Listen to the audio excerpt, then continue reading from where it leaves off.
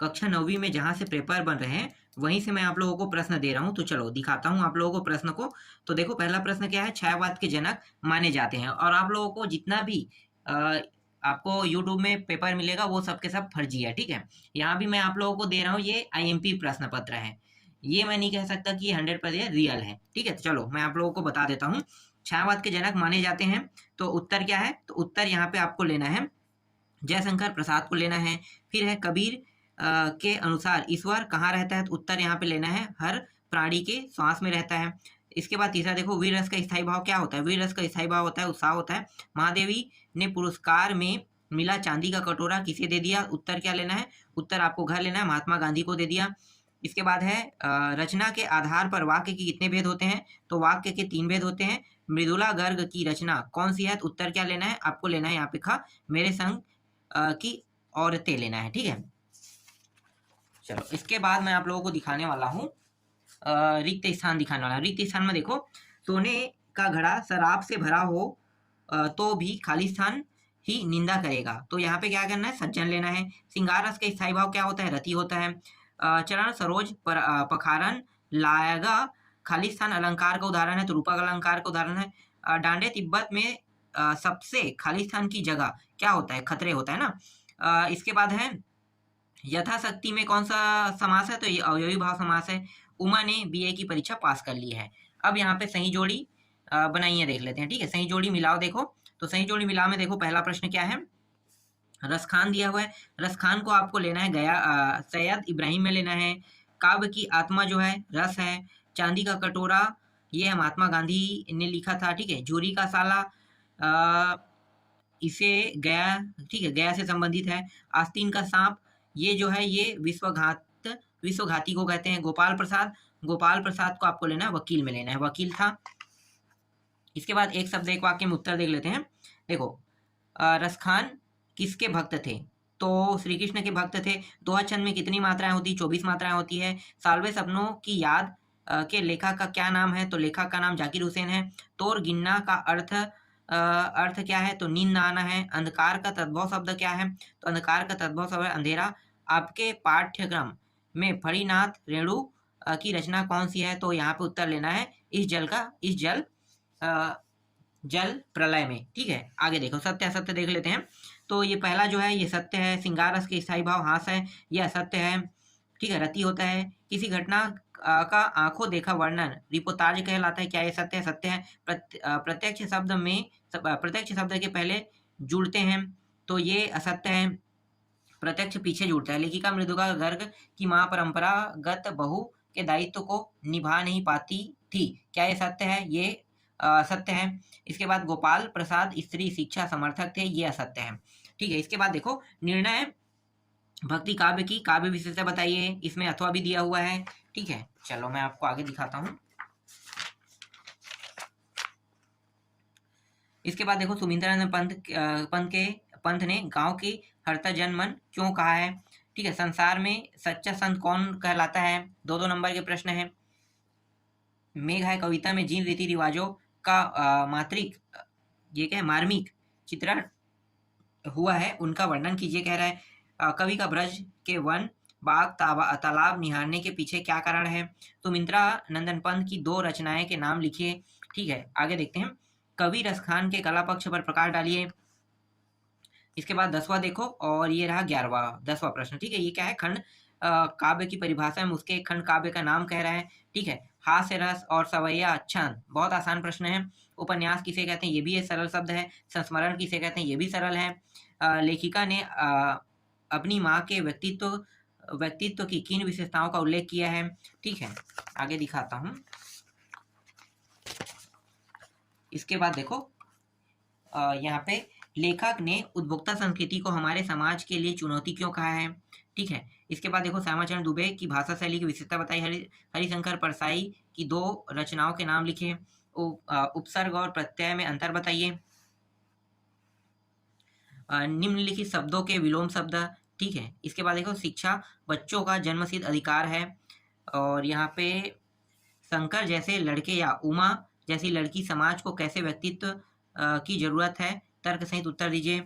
इसके बाद यहाँ पे देखो 18वां जो है, यह मनुष्य हो और ये वाला, ठीक है। यहाँ पे क्या करना है, संदर्भ प्रसंग लिखना है। और 19वां में क्या है, गद्यांश आपको देखने को मिलेगा, ठीक है। तो गद्यांश का भी क्या करना है आपको, सब प्रसंग व्याख्या करना है, ठीक है। अथवा मैं दिखा देता हूँ, ये रहा अथवा, ठीक है। आगे देखो 20वां प्रश्न। 20वां प्रश्न में देखो क्या है, ये जो है भारत स्वच्छ भारत के विषय में एक अनुच्छेद लिखने के लिए कहेगा, गद्यांश आएगा, तो गद्यांश तो ये बन जाएगा, ये सबसे सरल रहता है। और ये जो 22वां प्रश्न है, देखो प्रथम श्रेणी में उत्तीर्ण होने वाले अपने मित्र को बधाई पत्र लिखे और अपने प्राचार्य को क्या है, प्राचार्य, एक सेकंड, क्या है, अपने प्राचार्य महोदय को पत्र लिखिए जिसमें विद्यालय में खेल के सम्मान की समुचित व्यवस्था करने का आग्रह किया गया हो, ठीक है। इसके बाद निबंध है, तो निबंध आप लोगों से बन जाएगा, ठीक है। कई प्रकार के निबंध आते हैं, तो निबंध को आप लोग बना के देखना, ठीक है। इसके अलावा मैं आपको और प्रश्न दे देता हूँ, जैसे कि यहाँ पे देखो माखनलाल चतुर्वेदी के काव्य का मूल स्वर क्या है, तो उत्तर क्या लेना है, यहाँ पे क लेना है, राष्ट्रीय एवं देश प्रेम लेना है। मेघ आए, यहाँ पे आपको ख लेना है। बन ठन के लेना है। इसके बाद दोहा छंद में कितनी मात्राएं होती है, तो दोहा छंद में 24 मात्राएं होती है, ठीक है। तो घ लेना है। मैं पुस्तक के भीतर था, नीचे दिए गए विकल्पों में कौन सा वाक्य अर्थ बताता है, ठीक है। तो यहाँ पे आपको क्या लेना है, यहाँ पे आपको लेखक पुस्तक पढ़ने में रम गया, ठीक है, ये लेना है। 5वां देखो, उपसर्ग कहाँ प्रयुक्त होता है, तो आपको उत्तर क्या लेना है, क शब्द के पहले, ठीक है। लेखिका मृदुला गर्ग की नानी के पति क्या थे, तो यहाँ पे उत्तर क्या लेना है, ख लेना, बेस्टर लेना है। इसी तरह से 1 मिनट यहाँ पे दिखा देता हूँ, रिक्त स्थान है। इसके बाद देखो यहाँ पे है खालिस्तान आए बड़े बनठन के, यहाँ पे मेघ लेना है। महाकाव्य में जीवन का खालिस्तान चित्रण होता है, समग्र लेना है। छंद के खालिस्तान प्रकार होते हैं, 2 प्रकार होते हैं। और इसके बाद देखो यहाँ पे जूता टोपी हमेशा कीमती रहता है। रचना के आधार पर वाक्य खालिस्तान प्रकार के होते हैं, 3 प्रकार के होते हैं। मेरे संग की औरत की लेखिका मृदुला गर्ग है। और कुछ प्रश्न यहाँ पे देखो, इसको सही जोड़ी मिलाना है, तो ये कृष्ण जो है पीताम्बर में आ जाएगा। और ये जो है चारुचंद्र की चंचल के लिए अनुप्रास अलंकार है। इसके बाद ये जो डांडे है ना, इसको आपको लेना है तिब्बत में लेना है। और सालिम अली को आपको लेना है वर्ड वाचर में लेना है। आदान को आपको लेना है प्रदान में। जनसंपर्क विभाग को आपको लेना है बाढ़ की सूचना में लेना है। फिर ब्रिटिश राज का गहना क्या है, तो यहाँ पे हथकड़िया लेना है। स्थायी भाव को जगाने वाले तथा उद्दीप्त करने वाले का रस क्या कहलाता है, तो विभाव कहलाता है। सबसे बुद्धिमान जानवर किसे माना जाता है, गधा को माना जाता है। रचना के आधार पर वाक्य कितने प्रकार के होते हैं, 3 प्रकार के होते हैं। और ऊंची दुकान और फीका पकवान का क्या अर्थ है, तो अधिक दिखावा है। जनरल मिथैया का चित्र किसने मंगाया था, तो उत्तर क्या, लेखिका की बहन रेणु ने, ठीक। आगे दिखाता हूँ, सत्य असत्य में देख लेते हैं। तो ये पहला जो है मेघ बंधन क्या है, ये सत्य है। अस्थिर मनोविकार स्थायी भाव कहलाता है, ये असत्य है। सुमति अपने यजमानों में बहुत लोकप्रिय था, ये सत्य है। और ये सूर्य का तत्सम चंद्रमा है, ये असत्य है। काफी हाउस बंद हो गया, ये सत्य है। रिलीफ डॉक्टर ने कुत्ते को नाव में बैठा लिया था, ये असत्य है, ठीक है। इसके बाद देखो बहुत सरल प्रश्न आपके एग्जाम में आएगा, जैसे कि देखो ज्ञान मार्गी शाखा है, छायावादी है। 7वां है लता ने बादल रूपी मेहमान को किस तरह देखा, ठीक है, एकदम सरल प्रश्न है ये। मनुष्य ईश्वर को कहाँ कहाँ ढूंढता है। हथकड़ियों को गहना क्यों कहा गया है। इसके बाद देखो कबीर के काव्य के कला पक्ष पर प्रकाश डालिए। सुमित्रा नंदन पंत के काव्य के कला पक्षों की 2 विशेषताएं लिखिए। महाकाव्य किसे कहते हैं, ठीक है। विभत्स रस की परिभाषा लिखते हो, एक उदाहरण दीजिए। देखो कितना सरल है। मानवीय अलंकार की परिभाषा। छंद किसे कहते हैं। जीवन की परिभाषा। जीवनी आत्मकथा में 2 अंतर कह रहा है। किसान जीवन अपने समाज में पशु और मनुष्य के आपसी संबंधों को कहानी में किस तरह व्यक्त किया जाता है, ठीक है। लेखक लड़कोर के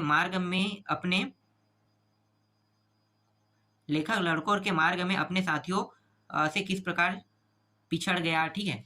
आगे दिखाता हूं।